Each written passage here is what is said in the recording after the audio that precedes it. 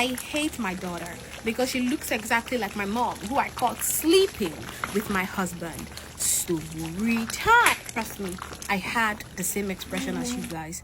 Let's proceed.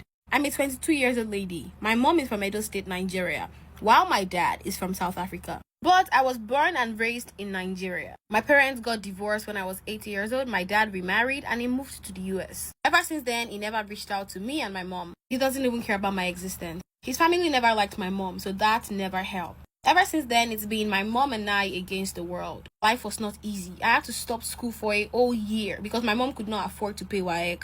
Did all sorts of menial jobs, but the finance was not enough. She's the only favorite person I have in the world, at least she used to be. At some point, my mom fell sick and I had to start working. The man that I started working for, who gave me a job opportunity, turned me into a sex slave. I was only 18 at the time, and his first child was 24. So this man is old enough to be my father's oldest brother.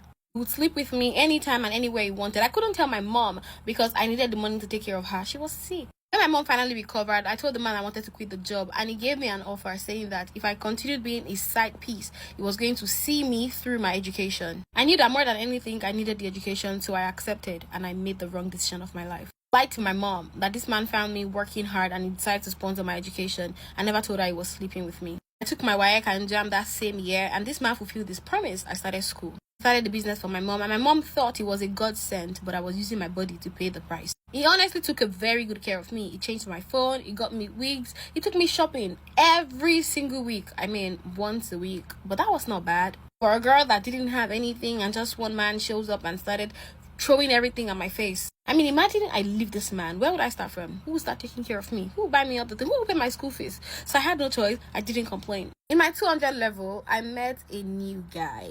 I actually met this guy through TikTok. TikTok has turned to the new dating site. We exchanged contact. It turned out this guy lived close to my school, so it made everything good and easy. He was very good looking, tall, and financially stable, and was a little bit older. I decided to pay him a visit. One thing led to the other, and we had sex. Not just once. It didn't end there. It started happening over and over and over again. It was good sex. 2 months into our sex adventure, I fell crazy in love with him, and we officially started dating. After a while, I decided to open up to him about my sponsor in school, and this really got him mad. He told me to cut ties with this old man and was going to continue sponsoring my education, which I obliged, of course. Girl, I don't know if I should say you're lucky.